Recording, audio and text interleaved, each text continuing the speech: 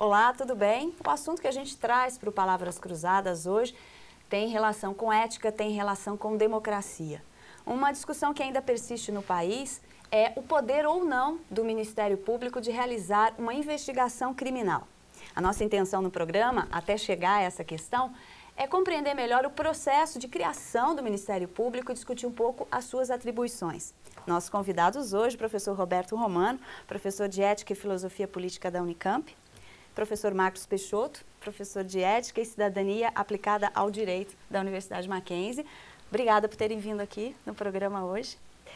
Bem, a Constituição Federal é uma garantia de cidadania, é o que define nossos direitos, nossos deveres, que define a nossa organização como uma democracia. Como é que o Ministério Público aparece e se encaixa nesse contexto? Quem começa? Bem, a democracia é um processo de evolução lenta, não é? A Inglaterra deu uma contribuição com a Carta Magna, 1215, Bill of Rights, o habeas corpus, lá por volta de 1600, entre 1600 e 1700. Tivemos a Revolução Francesa, depois, em 1789. A Revolução Americana trouxe o federalismo, a defesa dos direitos individuais, enfim. Todo um processo histórico culminou com a democracia chamada clássica ocidental e cujo traço principal é a defesa do cidadão em face do poder político do Estado. A nossa Constituição de 1988, a mais democrática de todas elas, elaborada com intensa participação popular, assegurou então a um corpo de advogados a função de defender a sociedade e aglutinou-os numa instituição chamada Ministério Público. Então, o Ministério Público, os promotores públicos, os procuradores da República, dos Estados e da União Federal, eles têm uma missão constitucional escrita, explícita no artigo 129 da Constituição, de defesa da ordem jurídica, de defesa dos interesses difusos, coletivos, de defesa, em suma, do cidadão e da sociedade civil, em face do poder político do Estado, contra os abusos do Estado, contra os abusos praticados contra o consumidor, contra os abusos praticados em relação ao meio ambiente, ao patrimônio histórico, mas principalmente em relação ao cidadão, ao uso do dinheiro público, ao correto uso do dinheiro público, etc. E essas atribuições, elas estão claras na Constituição com relação ao Ministério Público? O que o Ministério Público tem direito, até onde ele pode ir para investigar ou para defender o cidadão? Existe alguma falha na redação do texto, tanto que, a partir dessa falta de clareza absoluta, e podemos dizer que nenhum texto humano pode ter clareza absoluta, nem a Bíblia, né, que é inspirada por Deus, de tal modo que o Supremo Tribunal agora está discutindo esse ponto, né? Mas, do ponto de vista da doutrina, da instituição do Ministério Público, é aquilo que o professor Marcos disse. Eu acho que está bastante claro, é o resultado de milênios, na verdade de milênios, né? Porque é bom lembrar a origem do Ministério Público tal como nós conhecemos. Todos nós vivemos hoje num mundo, não é? Sobre o terror da vingança, né? As pessoas se vingam, os estados se vingam, não é? Os Estados Unidos da América, para vingar o 11 de setembro, bombardeia localidades, etc. Essa questão da vingança é incompatível com a questão da justiça. A justiça, tal como nós entendemos e tal como nós vivemos, ou pelo menos almejamos, é o lugar da não vingança, é o lugar da retribuição para quem comete erros em relação à lei, não é? De uma penalidade que seja adequada. Isso tem que ser feito por um juiz muito bem instruído e um juiz que tenha uma capacidade de prudência muito grande. E na Grécia, justamente, o Ministério Público surgiu para substituir a vingança, porque na Grécia, antes do Estado da polis constituída, o direito de vingança definia que cada família apresentaria a denúncia para o juiz, não é, dos malfeitos aos seus integrantes, né? E isso trazia a vendetta, né? Era uma forma de quebrar a existência da sociedade. O primeiro momento que Solon, né, que o grande legislador grego, colocou foi justamente a ideia de criar um corpo de cidadãos que não estaria ligada àquela família ou àquela outra, e que também não estaria ligada ao Estado, não estaria ligada ao governo da cidade. Ele teria autonomia para investigar a isenção, etc. E veja, nesse momento nós temos previsões muito graves em relação a esses cidadãos. Por exemplo, um promotor público na Grécia que apresentasse uma denúncia e não convencesse com fatos, os juízes pagavam uma multa pesada, né? Então, essa origem do Ministério Público, me parece que não do ponto de vista apenas histórico, mas do ponto de vista antropológico. Qual é a função do Ministério Público? Evitar a vingança. Ora, num país como o nosso, não é? Onde as pessoas são mortas como moscas, não é? Onde há um movimento da vingança tremendo, onde há coronelato, onde existe toda uma forma de pré-justiça, a função do Ministério Público é mais do que evidente. E aí, então, a questão da investigação, né? Cabe a esse corpo de cidadãos, que o Estado destinou exatamente para isso, né, levantar a veracidade dos fatos, né, o bem fundado do que ocorreu, né, e convencer o juiz e os jurados, né? Sem investigação, ele não poderá fazer nada. E na opinião de vocês, a atuação do Ministério Público até então, ela tem sido coerente com essa vamos contra a vingança? Eu acho que sim. São vários os casos, a imprensa até noticiou vários deles, não é? Que sem a presença do Ministério Público, nós não teríamos uma solução adequada nesse sentido que o professor Roberto Romano acaba de colocar, não é? Há uma unanimidade, só o Ministério Público pode propor ação penal. Se ele não depende de um inquérito policial para propor uma ação penal, como ele poderá fazê-lo sem intentar uma ação temerária? Tem de investigar. E nós temos um caso aí concreto em andamento no Supremo Tribunal Federal para comentar. Vamos falar desse caso? Contextualiza para a gente, professor. Evidentemente, trata-se de uma pessoa que deveria tomar o máximo cuidado com o decórum e com a verdade, né? É um deputado. Esse deputado é proprietário de uma clínica no norte do país. Essa clínica foi pega assintosamente fraudando o SUS. Por exemplo, cobrando por cesariana feita em homem, não é? Então, a coisa, do ponto de vista criminal, foi perfeitamente tipificada. Utilizando essa não determinação absoluta em termos lógicos, né, do texto da Constituição, se levantou, se faz a pergunta ao Supremo se o Ministério Público, que levantou todas essas fraudes, né, teria legitimidade para fazer esse trabalho. Quer dizer, o Ministério Público foi lá, investigou, comprovou, trouxe provas, né, escritas e tal, e aí sim o Supremo teria que decidir se esse processo ele procede ou não. Como professor de ética, eu diria imediatamente, trata-se de uma confissão tremenda de culpa. Porque a pessoa não ficou preocupada em mostrar que os fatos não existiam ou que eles não se deram da maneira como o Ministério Público demonstrou.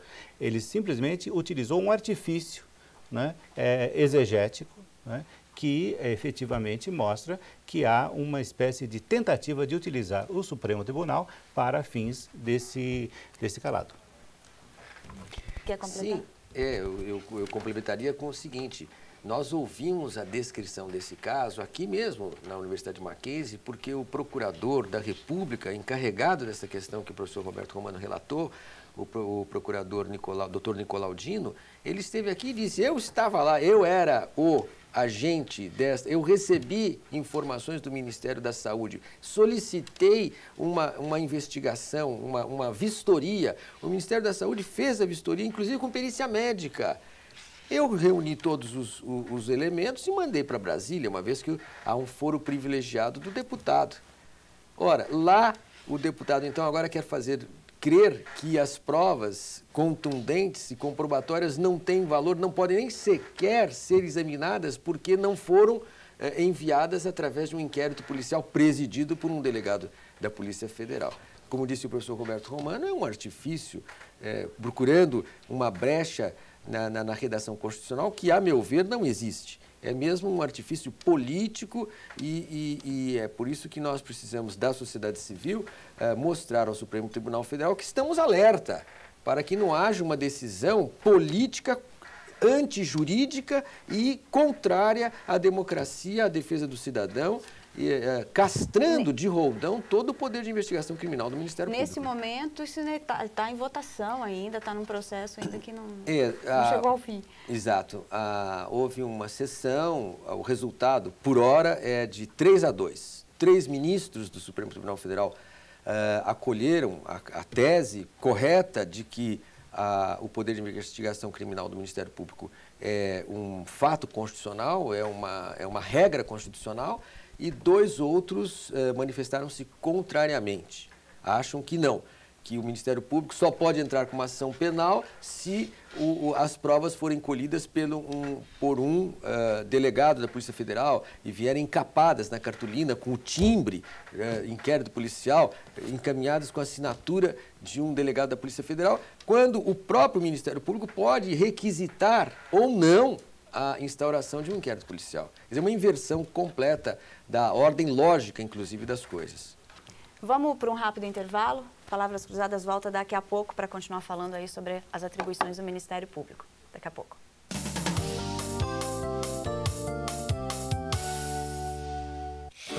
Está no ar mais um Primeira Impressão, programa dedicado a livros, críticas... Olá, começamos o Palavras Cruzadas de hoje com esses números que você acabou de ver. Esse programa trata da formação educacional que é necessária para se chegar a uma determinada profissão. Nessa matéria, você acompanha a nossa equipe em uma visita à exposição. O programa de hoje é só aventura. Olha só o que te espera. Este é o compromisso da TV Mackenzie, mostrar que televisão também pode ser uma ferramenta educativa.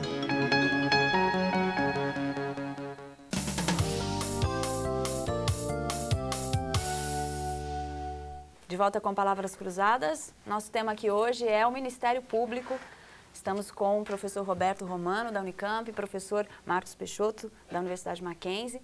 Falamos muito no primeiro bloco sobre essa questão da importância do Ministério Público como para a defesa da cidadania, para a defesa dos direitos do cidadão. Só que eu queria abrir esse bloco colocando um outro lado, vocês, como professores de ética, darem as suas opiniões, né? Muito se reclamou em alguns casos que aconteceram, casos recentes, sobre abuso de alguns procuradores, sobre divulgação de informações, sobre investigações em curso para a imprensa. E eu queria ver a opinião de vocês com relação a isso. Na opinião de vocês, isso é real, isso procede? E aí, onde é que fica a isonomia, o poder de contra-vingança do Ministério Público? Bom, em primeiro lugar, é preciso lembrar que o Ministério Público é uma instituição humana. Como a Igreja é uma instituição humana, como a Justiça é uma instituição humana, como o Executivo é uma instituição humana, o Parlamento, então, nem se diga, né? Aliás, é bom lembrar que, em pesquisa recente de opinião pública, o Ministério Público, junto com a Igreja e com as Forças Armadas, obteve o mais alto índice de aprovação. E o Parlamento, coitado, está lá embaixo. Então, é bom sempre lembrar essas questões. Quer dizer, a população reconhece no Ministério Público uma credibilidade. A população acredita, né? Acredita. Então, esse é o primeiro ponto. Agora, o Ministério Público é uma instituição humana. E toda instituição humana tem regras de funcionamento, né? E essas regras podem ser quebradas por indivíduos. Justamente por isso elas existem, né? E, de fato, você teve, em alguns casos, uma imprudência muito grande de alguns procuradores e promotores. E eu diria até mais, é natural que uma instituição que adquiriu a sua autonomia apenas em 88, que alguns dos seus integrantes se fiquem inebriados com esse poder novo. É perfeitamente natural. O que não pode é que esse poder seja utilizado contra as regras e contra os direitos das pessoas, não é? Então, nós tivemos alguns, por exemplo, aquele caso do interrogatório de um acusado no próprio prédio da Procuradoria da Justiça em horário totalmente não ortodoxo, né? Aquilo é uma flagrante ilegalidade, né? E outros casos nós conhecemos. Agora, a partir desse momento, você querer inverter totalmente a questão e retirar do Ministério Público esse munus e essa capacidade investigatória, me parece que é um pouco exagerado. Bode expiatório. Exatamente. A palavra é bem essa mesmo, scapegoating, né? É um pretexto, na verdade, é um mero pretexto para cercear o poder político de investigação criminal do Ministério Público. Eu digo poder político porque, como bem acentuou o professor Roberto Romano, antes da Constituição de 88, o Ministério Público Federal também defendia os interesses da União. Hoje, essas instituições são separadas. Há a Advocacia Geral da União, que cuida dos interesses da União. São os advogados que prestam concurso e estão lá, trabalhando para defender o interesse da União, deduzindo as suas petições, tal, focados no interesse da União. Ora, a Constituição de 88 separou o Ministério Público e colocou o Ministério Público como defensor da ordem jurídica, dos interesses coletivos e difusos, das garantias individuais, da ordem democrática, da democracia. O artigo 1º da Constituição, que informa todos os demais, diz: a República Federativa do Brasil constitui-se em Estado democrático de direito. Democrático, a ordem democrática. O Ministério Público é o defensor da ordem democrática, da ordem jurídica. Bom, muito bem. Não depende do Poder Executivo, não depende do Poder Legislativo, não depende do Poder Judiciário. E é um grupo de pessoas altamente qualificada. Por quê? Porque o acesso é por concurso. De maneira que eles têm o dever, sim, de defender a sociedade, a ordem jurídica, a ordem democrática, e têm garantias constitucionais para fazê-lo. Ora, isso incomoda o poder político que nós estamos vendo, que quer controlar o poder judiciário através do controle externo da magistratura, quer controlar o Ministério Público de outra maneira, instituindo também um controle externo, quer controlar a profissão do advogado, extinguindo o sigilo profissional do advogado, quer controlar a imprensa, institucionalizando uma autarquia para fiscalizar, orientar e disciplinar a atividade do jornalista, quer controlar a produção cultural de audiovisual, quer controlar até os psicólogos. De maneira que há toda uma ação do Poder Executivo contra a sociedade civil, contra o cidadão, contra a liberdade de expressão, a liberdade de manifestação, a liberdade de imprensa, a liberdade profissional do advogado.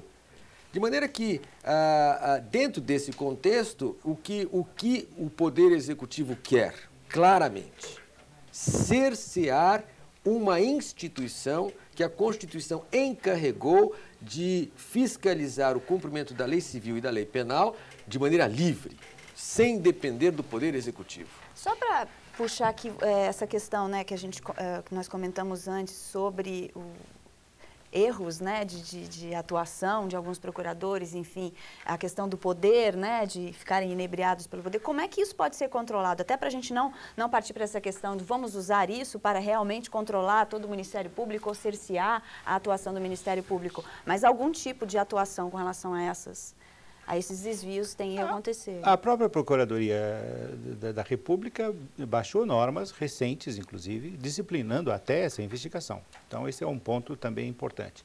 Agora, não é acima do bem e do mal. Não é acima do bem. Aliás, ninguém está acima do bem e do mal. Aliás, é muito difícil definir o que é bem e o que é mal, né? Agora, nessa medida, é bom lembrar que o Ministério Público, desde o escândalo da mandioca, passando pelo escândalo da gasolina em Belo Horizonte, chegando ao caso Celso Daniel, onde a polícia mostrou que não estava preparada, no mínimo, para levar a investigação a bom termo. Enfim, tem mártires.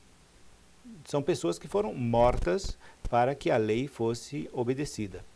Agora, por que existem esses chamados desvios, né?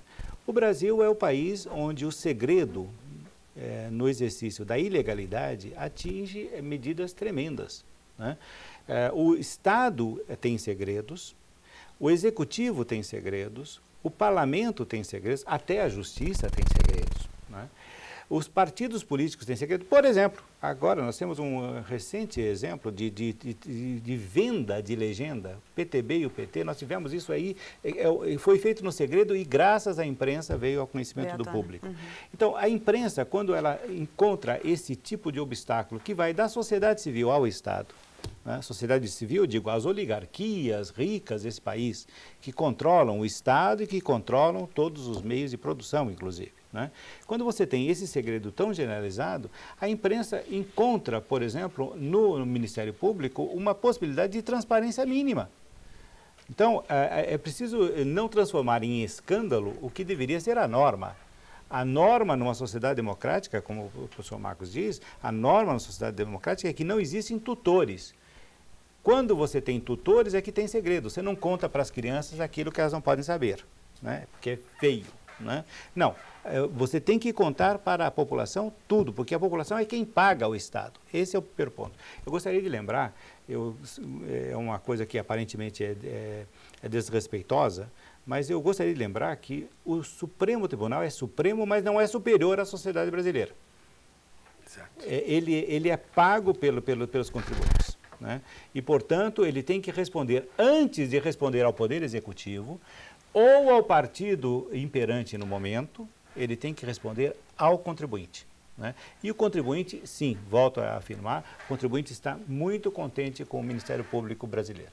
E eu acho que talvez não tenha tanto essa noção clara, claro, né, de que, né, o Supremo precisa responder a ele, que tem alguém lutando por mim. Isso, o cidadão brasileiro tem essa coisa de não posso, de tenho limites, né? É meio cultural isso, né? Só lembrar uma regra, o fundamento do regime democrático. Todo poder emana do povo e em seu nome será exercido, inclusive do Supremo Tribunal Federal.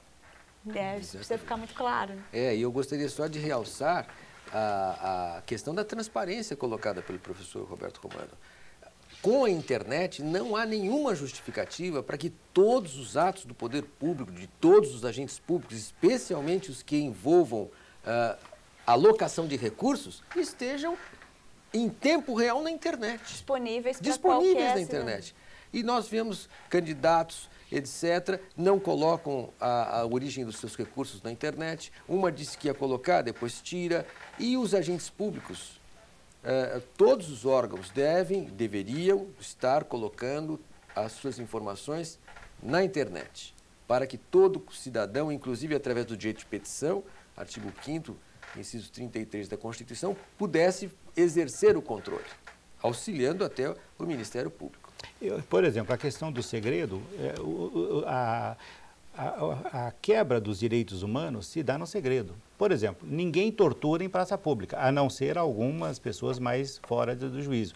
A tortura é feita dentro de uma delegacia de polícia ou em lugares escusos, né, escuros inclusive, sem o conhecimento do público. O Ministério Público é aquele que consegue clarear isso. No caso Bodega, nós tivemos evidentemente isso. Nós tivemos pessoas que foram torturadas, que assumiram a sua culpa, que foram apontadas como culpadas, inclusive por uma certa parte da imprensa sensacionalista, que essa é tremenda, e o Ministério Público inverteu a situação e mostrou que aqueles culpados eram inocentes. O outro caso que me parece foi tremendo do ponto de vista da polícia e da própria imprensa é o caso da escola de base. Né? São quebras de direitos, né, que se faz cotidianamente no país, né, e que precisam de uma instituição como essa que representa a sociedade diante do Estado e diante da truculência do monopólio da força física pelo Estado. Então vamos esperar que essa decisão aí do Supremo seja favorável a cada cidadão, né? Contribua para que os ministros do Supremo Tribunal Federal atentem para a voz da sociedade civil, a voz do cidadão, a voz que os sustenta. Eu, como cristão e como cidadão, eu espero que Deus ilumine esses juízes para que eles não cometam um crime de lesa soberania popular. Eu agradeço a participação de vocês aqui no Palavras Cruzadas.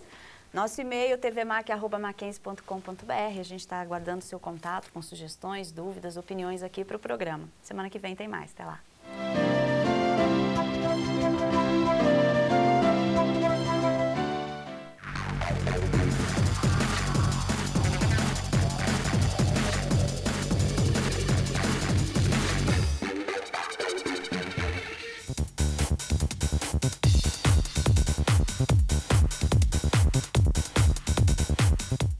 O Mackenzie sediou o primeiro MOMAG, evento que reuniu profissionais e pesquisadores das áreas de eletromagnetismo e micro-ondas. Foram discutidos temas relacionados a tecnologias presentes na vida contemporânea.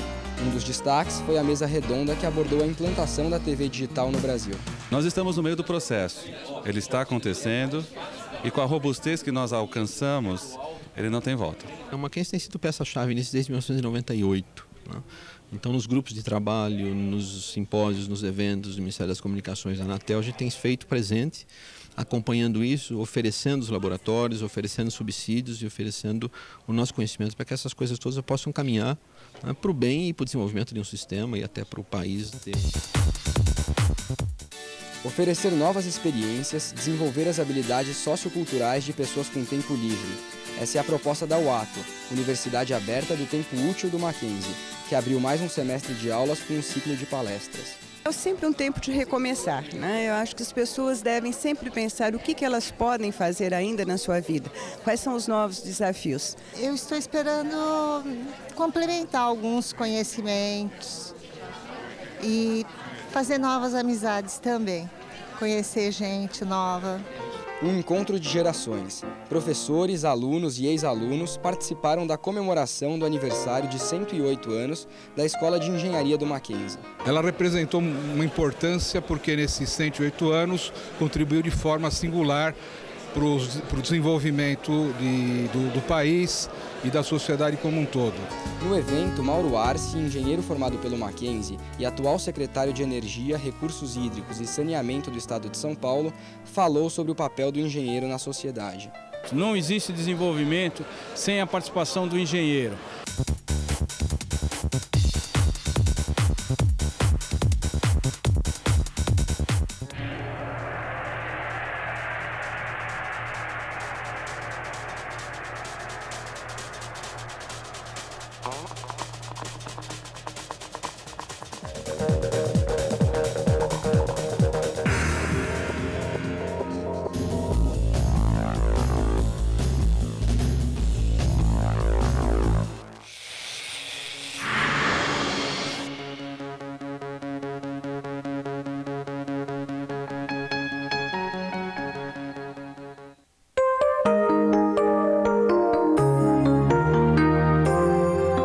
Mackenzie, tradição e pioneirismo na educação.